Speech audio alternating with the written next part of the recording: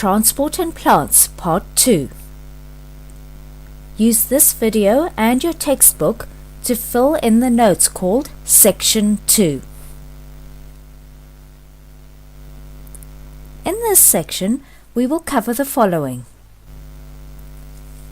We will identify root hair cells and state their functions and adaptations. We'll revise osmosis and state the pathway taken by water through a plant and discuss the mechanism by which it moves. We'll also define transpiration and explain the function of stomata.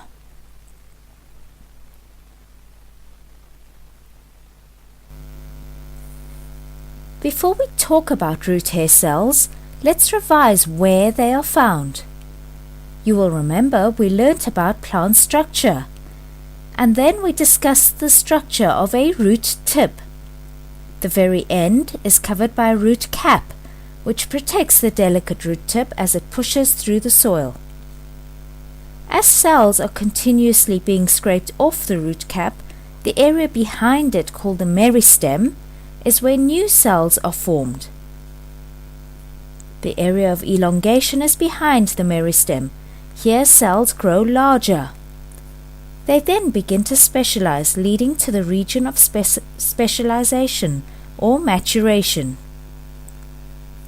Here, some cells develop into xylem or phloem cells, while some epidermal cells become root hair cells.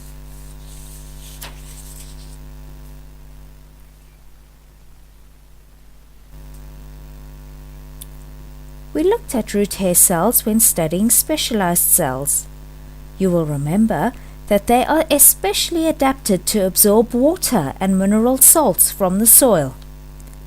The large surface area, due to the specific shape of these cells, increases the rate at which water can be absorbed by osmosis and the rate at which ions can be absorbed by active transport. The cells also have many mitochondria to provide enough energy for the active transport of mineral ions.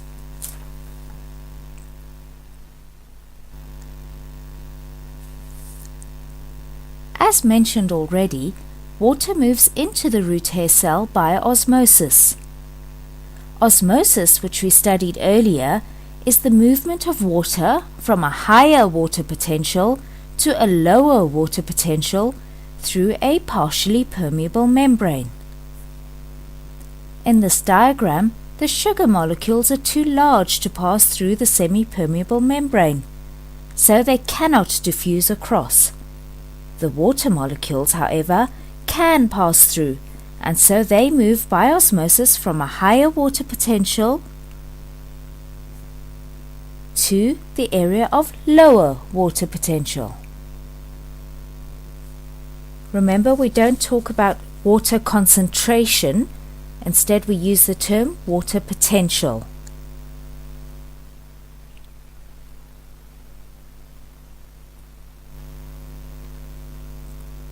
Now, back to plant transport. Let's look at the pathway of water through a plant, or the transpiration stream. Water is absorbed from the soil by the roots. It then moves up the plant through the stem and is then passed out through the leaves. Let's look at these three steps more closely.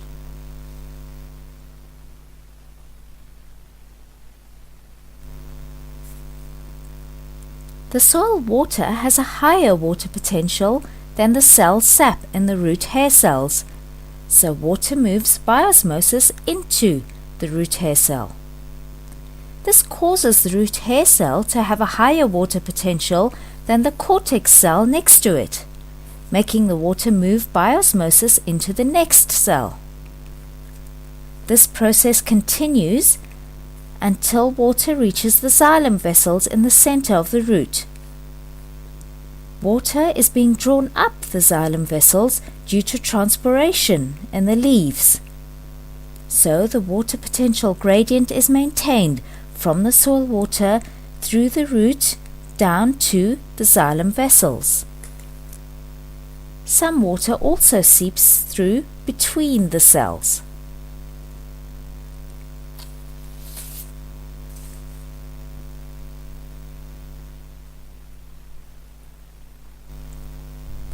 As mentioned in the last lesson, water has special properties of cohesion, where the water molecules are attracted to each other, and adhesion, where the water molecules are attracted to other surfaces, for example the sides of xylem vessels. These properties keep the stream of water moving up the xylem vessels of the stem as water is removed from the top of the xylem vessels in the leaves.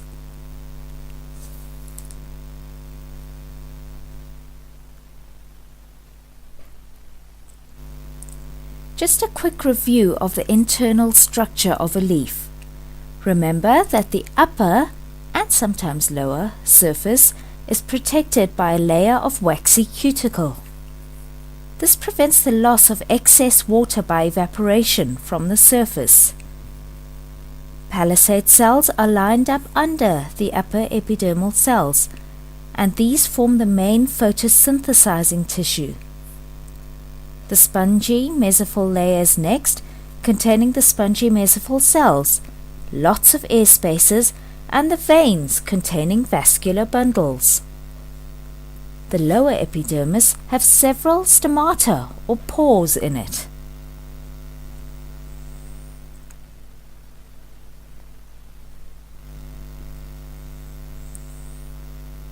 So, as the water reaches the xylem vessels in the leaf veins, it moves out into the spongy mesophyll layer.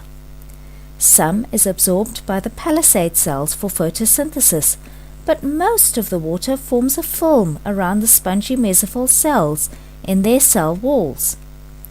This water evaporates from the cell walls of the spongy mesophyll cells into the air spaces in the leaves. It then diffuses out of the leaf through the stomata, as there is a concentration gradient between the water vapor in the air spaces inside the leaf and the water vapor in the outer atmosphere. As water is lost from the leaf in this way, more water is drawn up from the roots through the xylem vessels.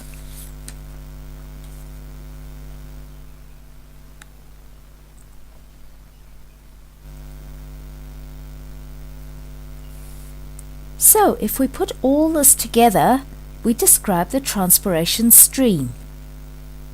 Water evaporates from the outside of the spongy mesophyll cells and diffuses out of the stomata, which by the way is transpiration. This causes more water to leave the xylem vessels in the leaf. Due to cohesion, more water molecules are drawn up through the xylem vessels in the leaf due to the transpiration pull. The movement of water up the xylem vessels maintains the water potential gradient in the root that causes water to move by osmosis from the soil into the root hair cells, through the cortex cells and into the xylem. This movement of water up the xylem vessels can be compared with drinking with a straw. The sucking at the top removes the liquid, which is then drawn up through the straw.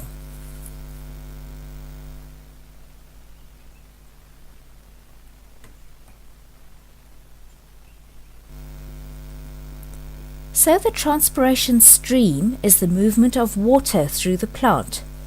Transpiration is defined as the loss of water vapor from plant leaves by the evaporation of that water at the surfaces of the mesophyll cells, followed by the diffusion of water vapor through the stomata.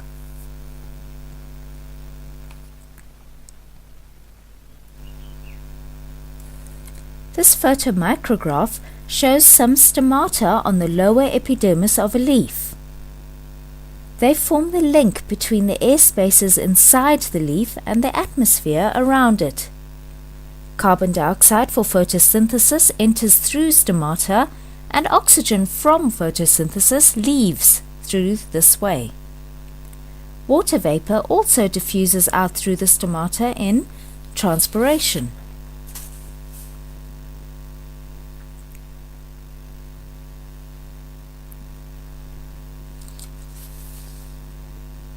A stoma is made up of two guard cells. These are kidney-shaped cells different to the squamous or flat cells of the epidermis. Due to the thicker cell wall on the inside side of the guard cells, they push away from each other when full of water or turgid. This opens the pore between them. The stomata is then open.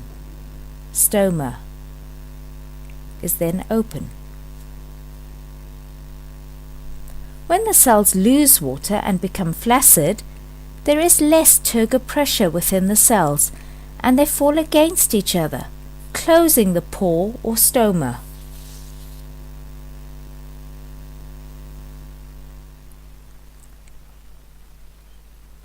A reminder that stoma is the singular and stomata is the plural.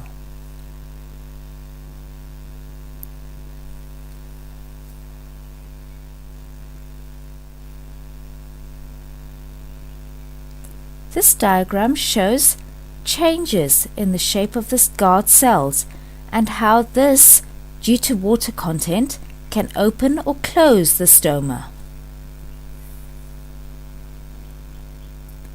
A plant constantly needs to balance its need for carbon dioxide for photosynthesis with its need to not lose too much water. Stomata normally open during the day when a plant needs carbon dioxide for photosynthesis. At night, when light is a limiting factor for photosynthesis, the stomata generally close. This saves water loss during the night. If a plant is wilting due to a shortage of water, guard cells also become flaccid and close to prevent further unnecessary water loss.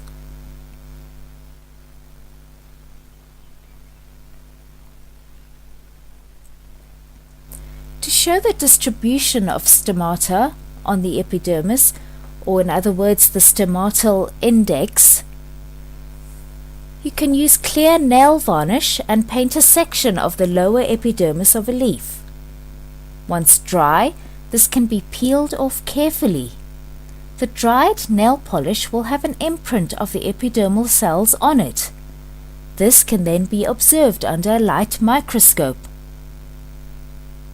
By working out the area that you're looking at on the nail polish and comparing that to the area of the leaf, one can work out the distribution of stomata on that particular leaf.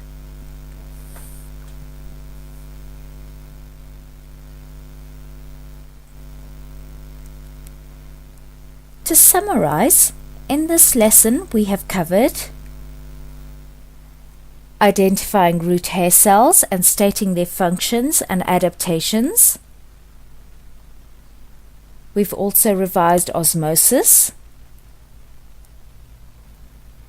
And we've stated the pathway taken by water through a plant and discussed the mechanism by which it moves. We have defined transpiration. And we've explained the function of stomata and how they work. This is the end of the lesson.